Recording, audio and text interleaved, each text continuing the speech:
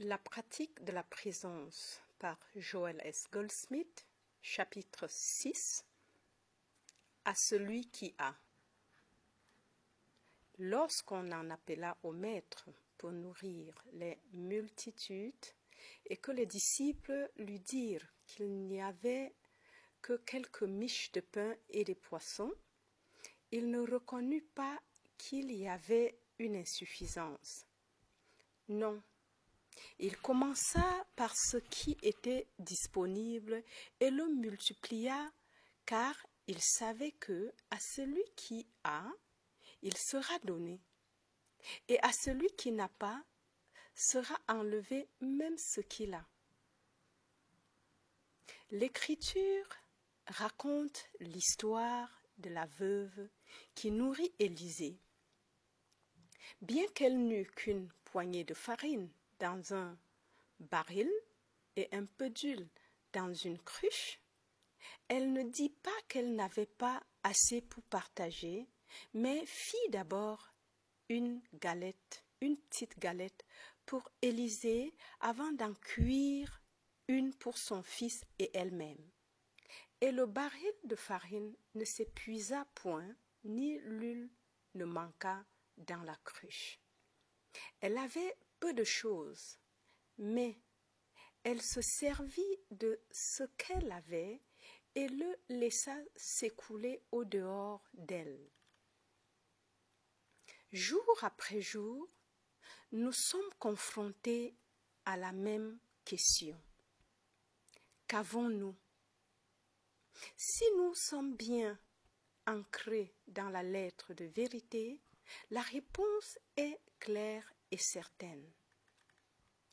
J'ai tout ce que Dieu a, je l'ai parce que moi et mon Père sommes un. Le Père est la source de toute ressource. Dans cette relation d'unité, j'incorpore toutes les ressources. Comment alors puis-je m'attendre à ce qu'elles me viennent du dehors? Il me faut convenir que j'ai déjà tout ce que le Père a à cause de mon unité avec le Père. Sommes-nous ce qui reçoit ou sommes-nous ce centre à partir duquel s'écoule l'infinité de Dieu? Sommes-nous les multitudes assises au pied du Maître et attendant d'être nourries, ou sommes-nous le Christ nourrissant ceux qui ne sont pas encore illuminés? Dans la réponse à cette question se trouve la mesure de notre accomplissement spirituel. Moi et mon Père sommes un signifie exactement ce que disent les mots.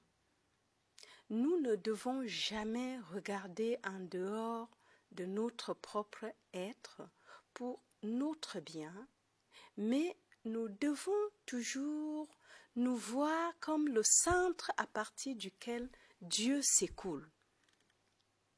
C'est la fonction du Christ, l'enfant de Dieu, d'être l'instructeur par lequel le bien de Dieu s'écoule dans le monde. Je suis ce centre à travers lequel Dieu opère et par conséquent, je comprends la nature des ressources. Jamais je n'essayerai de démontrer les ressources. Jamais je n'essayerai d'obtenir les ressources. Puisque l'activité de Christ même est les ressources, tout ce que j'ai à faire est de les laisser s'écouler. Puisque moi et le Père sommes un et que je suis le Christ ou l'enfant de Dieu, je suis ce lieu à travers lequel Dieu s'écoule. C'est pourquoi je peux répondre à toute demande qui m'est faite, ayant reconnu que j'ai. Cela marque une transition dans la conscience, car Nous passons de l'état où nous recevons le bien à une réalisation que nous sommes ce point dans la conscience à travers lequel l'infinité du bien de Dieu s'écoule vers ceux qui ne sont pas encore conscients de leur véritable identité. Depuis notre enfance fut instillée en nous l'idée que nous avons besoin de certaines personnes et de certaines choses pour nous rendre heureux. On nous répète que nous avons besoin d'argent, d'un foyer, d'une compagnie, d'une famille, de vacances, d'automobiles, de la télévision et de tout l'attirail considéré comme essentiel à la vie moderne. La vie spirituelle révèle clairement que la grâce de Dieu nous suffit en toutes choses. Nous n'avons besoin de rien dans ce monde, sauf de sa grâce. Lorsque nous sommes tentés de croire que nous avons besoin de choses, nous devrions nous rappeler la lettre de vérité correcte qui est que sa grâce nous suffit en toutes choses. Quand nous sommes établis dans cette vérité, face à chaque apparence, un de ces jours viendra le moment de transition et, avec lui, une conviction intérieure que Dieu est tout ce dont nous avons besoin. Il est vrai que si nous avions Dieu et toutes choses dans le monde, nous n'aurions pas davantage que si nous avions Dieu seul. Si Dieu est être englobant tout, tout est contenu en Dieu. Notre relation avec Dieu, notre unité consciente avec Dieu constitue notre unité avec tout être et toute idée spirituelle. À partir du moment où nous réalisons cela, le bien commence à s'écouler vers nous du dehors, de sources disséminées sur la terre entière. C'est toujours l'activité de Dieu, pas celle d'une personne. Chaque personne arrive avec des dons, car chacune est un instrument par lequel Dieu s'écoule. Mais si nous attendons notre bien d'une personne spécifique, nous le bloquons. Les épouses qui comptent sur leur mari, les maris qui comptent sur leur placement et les hommes d'affaires qui comptent sur le public. Tout se trompe. Le commencement de la sagesse est de réaliser que le royaume de Dieu est en nous et qu'il doit s'écouler de nous. Nous perdons tout sens de dépendance vis-à-vis du monde quand nous demeurons dans la lettre de vérité correcte et que nous nous rappelons que sa grâce nous suffit en toutes choses. Finalement, cette lettre de vérité correcte s'enregistre dans la conscience et l'esprit prend les rênes. La vie deviendrait un miracle de joie continuelle et d'abondance incommensurable si seulement nous pouvions demeurer dans la conscience de cette vérité que sa grâce nous suffit en toutes choses. Ta grâce suffit à tout ce dont j'ai besoin, non pas ta grâce demain, mais ta grâce depuis avant Abraham fut. Ta grâce me suffit jusqu'à la fin du monde. Ta grâce du passé, du présent et de l'avenir me suffit en cet instant même en toutes choses. Tous les jours, les situations surgissent pour nous tenter de croire que nous ou notre famille avons besoin d'une certaine forme de bien, qu'il s'agisse de nourriture, de logement, d'opportunités, d'éducation, d'emploi ou de repos. Mais à toutes ces choses, nous répondons, l'homme ne vit pas seulement de pain, mais de chaque parole qui sort de la bouche de Dieu, parce que sa grâce nous suffit en toutes circonstances. Par l'emploi de passages des Écritures, nous bâtissons une telle conscience de la toute-présence de l'infini invisible que, même si nous continuons à jouir de tout dans le monde de la forme et à apprécier tout ce qui existe comme effet, nous n'avons jamais plus le sentiment d'avoir besoin de quoi que ce soit. Dans la mesure où la grâce de Dieu nous suffit, nous ne vivons pas seulement par l'effet, mais par chaque parole de vérité incorporée dans notre conscience et par chaque écrit de vérité que nous avons fait nôtre. Chaque parole de vérité doit être apprise et faire partie de notre conscience de façon à devenir chair de notre chair jusqu'à ce que le passé, le présent et l'avenir soient tous réunis dans la réalisation consciente que la grâce de Dieu nous suffit. En d'autres termes, notre conscience de la vérité est la source, la substance, l'activité et la loi de notre expérience quotidienne. Quand nous reconnaîtrons que Dieu est la source de tout bien,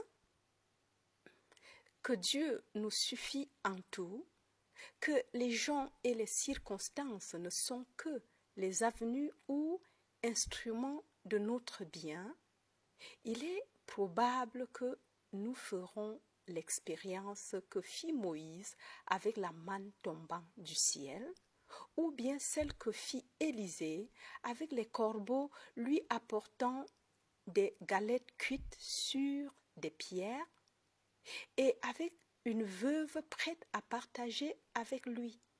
Tout peut arriver, mais une chose arrivera sans aucun doute: l'abondance. Dans chaque domaine de la vie, il devient nécessaire de porter la vérité dans le monde en tant qu'activité de la conscience. Vous allez peut-être dire que c'est un dur labeur, mais il est beaucoup plus dur que vous ne pensez. Voilà pourquoi le Maître a dit que la porte est étroite et le chemin resserré. Il y eut toujours des foules venant à lui pour être nourries, mais il n'y eut jamais de foule multipliant les pains et les poissons. Des guérisons peuvent se produire par le travail des instructeurs et praticiens, mais à moins d'incorporer nous-mêmes cette vérité dans notre conscience, nous aurons perdu l'occasion de parvenir à la liberté vis-à-vis des limitations ici et maintenant. À celui qui a, il sera donné, et celui qui n'a pas sera dépouillé même de ce qu'il a. Cela semble une affirmation cruelle, mais c'est néanmoins la loi et un principe de vie important.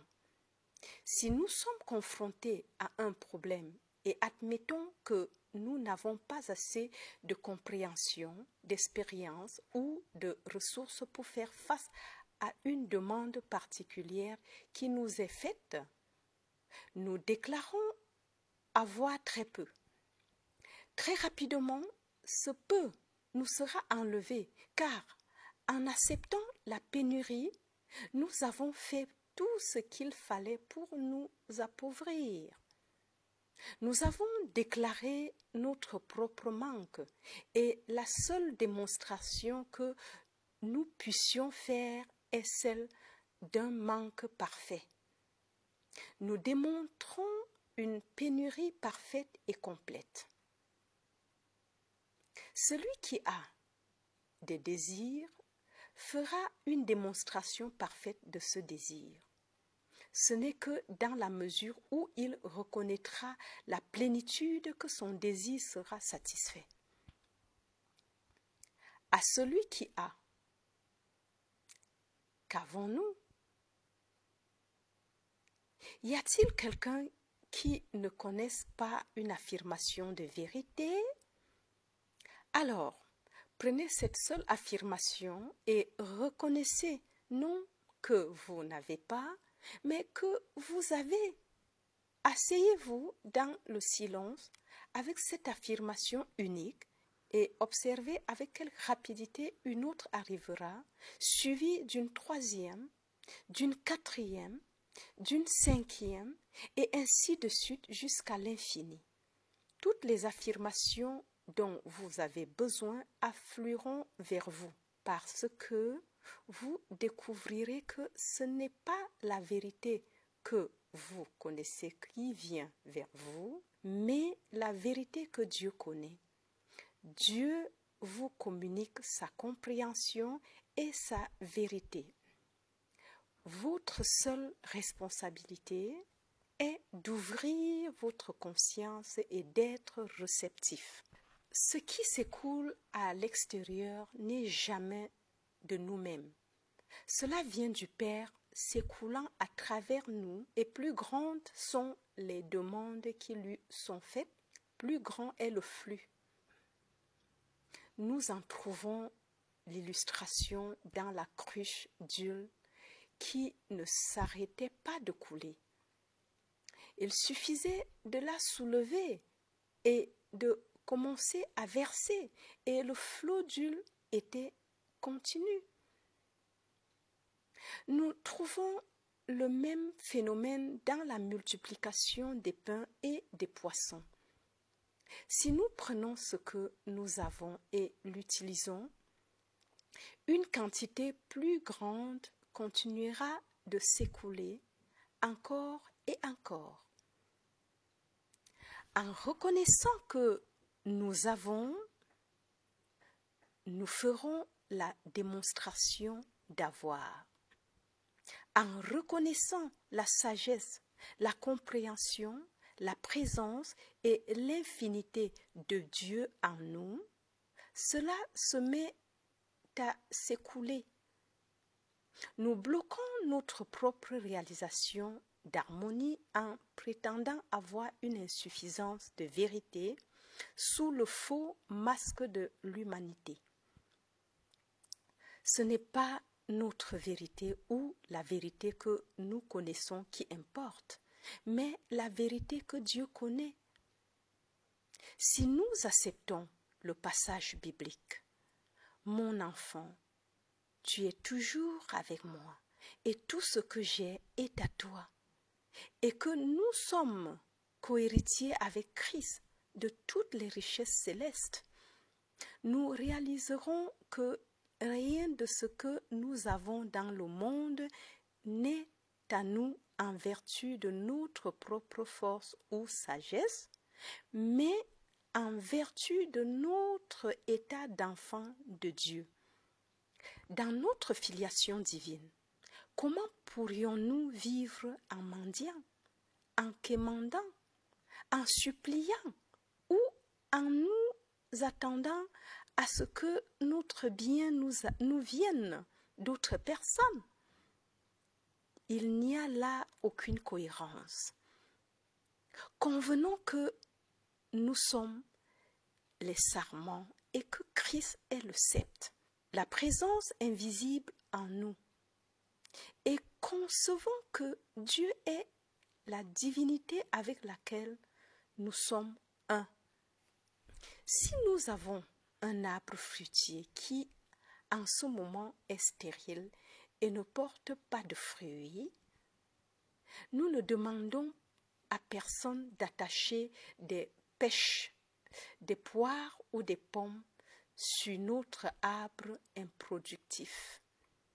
Nous ne nous attendons pas à ce qu'un arbre dans le verger pourvoie aux besoins d'un autre arbre, ni à ce qu'une branche fournisse des fruits à une autre branche.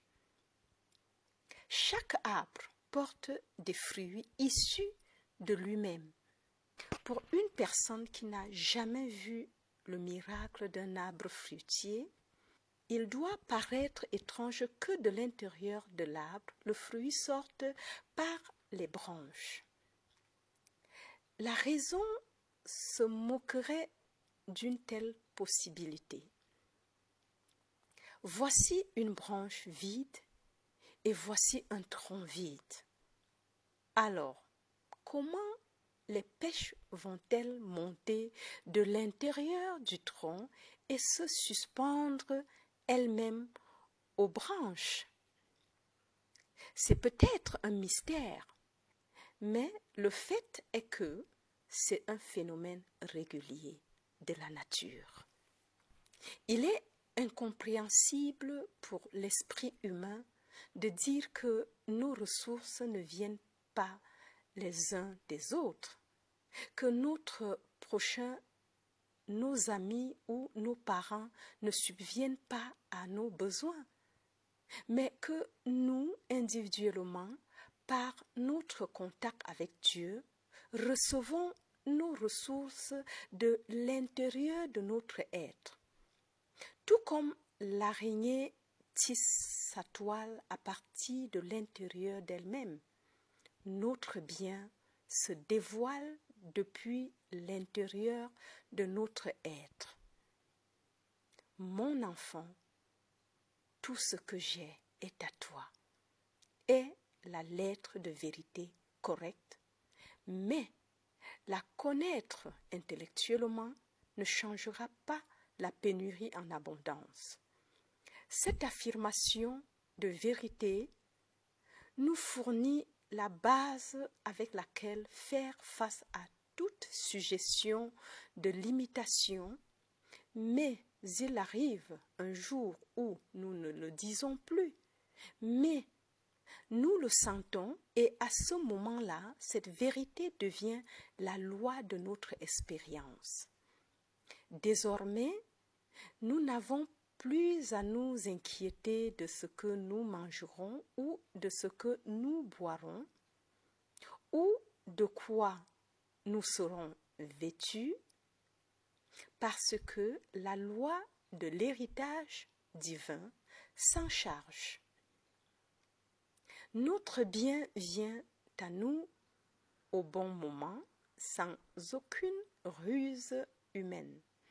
Cela ne signifie nullement que nous ne donnions pas à notre travail une attention sérieuse et consciencieuse, mais dorénavant, nous le faisons par amour du travail et non pour gagner notre vie. Quoi que nous fassions, nous le faisons parce que c'est le travail qui nous est donné à faire en ce moment. Nous le faisons le mieux possible, mais pas dans le but de gagner notre vie. Très vite, nous constatons que si nous ne sommes pas dans le genre de travail qui satisfait le besoin de notre âme, nous sommes libérés de ce que nous faisons et placés dans quelque chose d'autre. Cela n'arrivera jamais, cependant, aussi longtemps que nous croirons que notre travail est la source de nos ressources.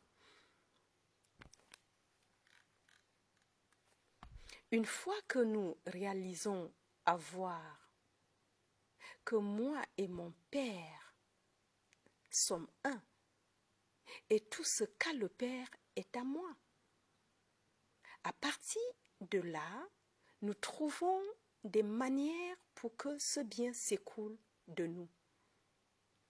Nous ne pouvons pas obtenir l'amour, nous ne pouvons pas obtenir les ressources, nous ne pouvons pas obtenir la vérité, nous ne pouvons pas obtenir un foyer, nous ne pouvons pas obtenir une compagnie.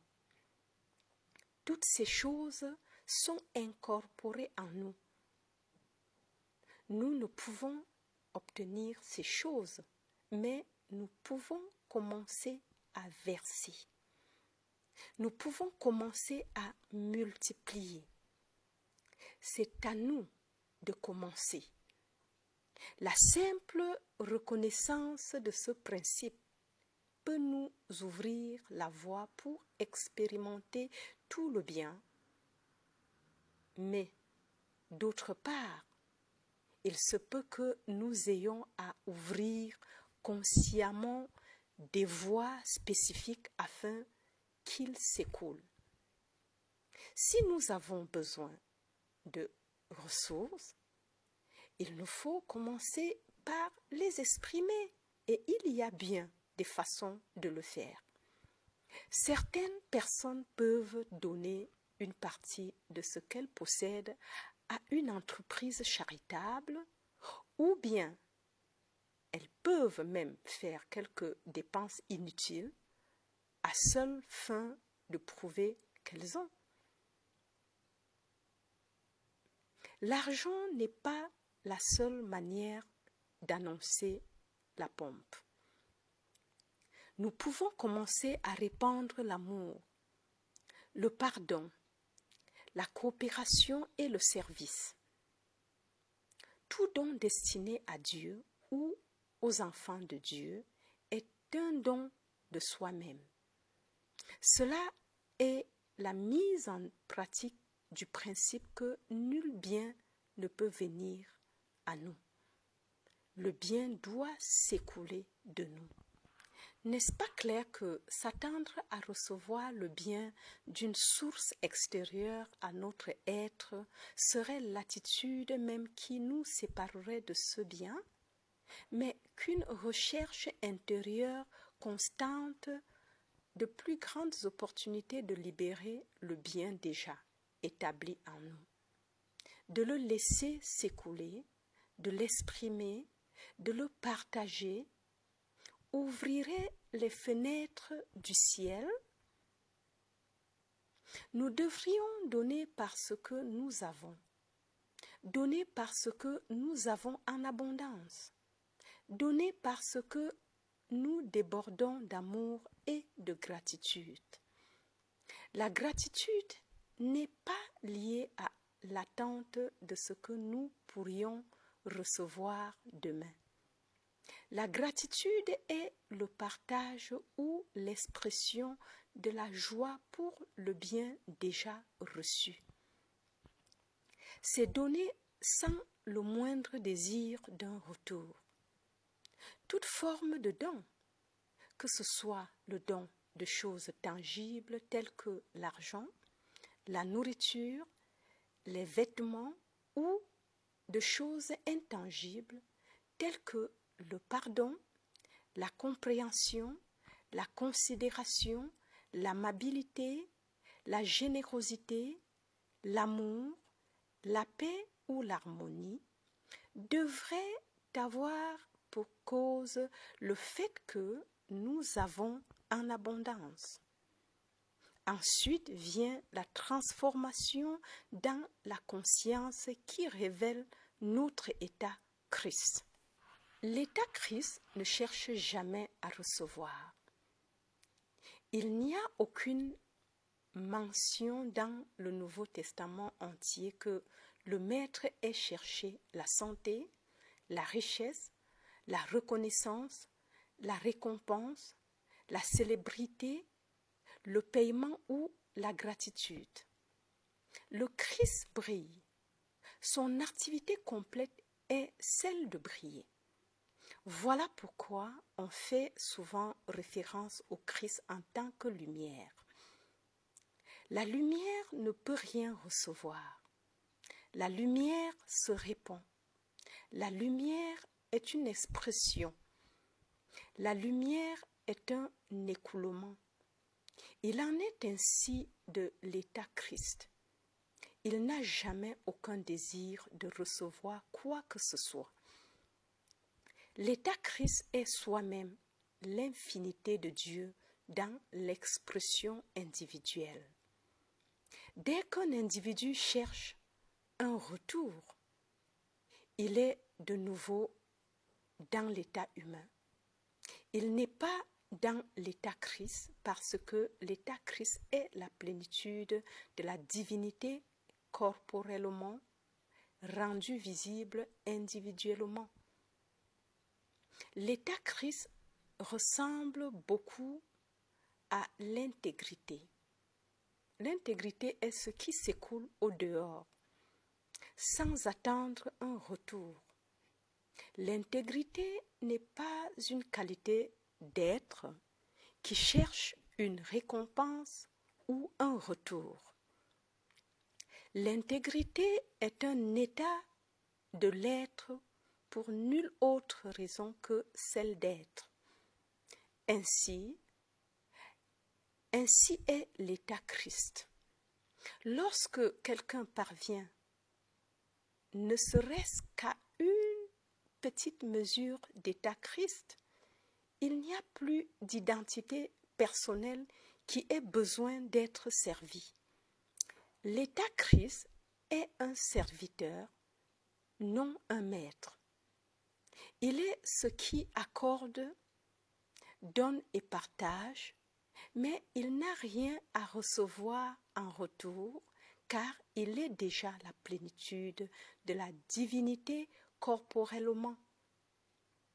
C'est cela qui constitue l'état Christ. De même qu'un individu exprime l'intégrité, non pour un retour, mais parce que c'est la nature de son être, de même, dans l'état Christ, on vit sa vie comme un instrument à travers lequel Dieu peut s'écouler dans sa plénitude. On enseigna aux Hébreux à partager les premiers fruits de leur propriété en donnant 10% de leur récolte, de leur bétail, de leurs troupeaux et de leurs biens au temple. C'est la pratique de la dîme, interprétée comme voulant dire qu'en donnant 10% de notre revenu à des fins religieuses ou charitables, nous accomplissons le devoir de donner une partie de nos premiers fruits. Mais derrière l'idée des premiers fruits, il y a une vision bien plus vaste. Par exemple, si nous devions nous donner les uns les autres de nos premiers fruits, cela signifierait que nous nous donnerions réciproquement de notre vision spirituelle en connaissant consciemment la vérité et en sachant que Dieu est la source de l'être individuel. Nous donnons de nos premiers fruits à nos amis et à notre famille en reconnaissant leur véritable identité. En fin de compte, nous devons aussi faire cela pour nos ennemis. Le Maître nous enseigne de prier pour nos ennemis, car il dit qu'il n'est d'aucun profit pour nous de prier pour nos amis. Nous devons prier pour nos ennemis et nous devons pardonner. Il nous faut pardonner à ceux qui abusent de nous, à ceux qui pêchent envers nous. Cela n'est pas facile, mais n'est pas pour autant moins nécessaire, parce que c'est par cette pratique que le Christ naît en nous. Convenir que chacun de nous est l'instrument du Christ de Dieu, à travers lequel toutes les bénédictions peuvent s'écouler sur cet univers, nous apporte l'expérience du Christ.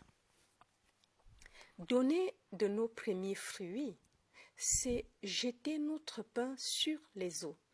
Seul le pain que nous avons jeté nous-mêmes sur l'eau peut nous revenir. Nous n'avons aucun droit au pain jeté là par notre voisin.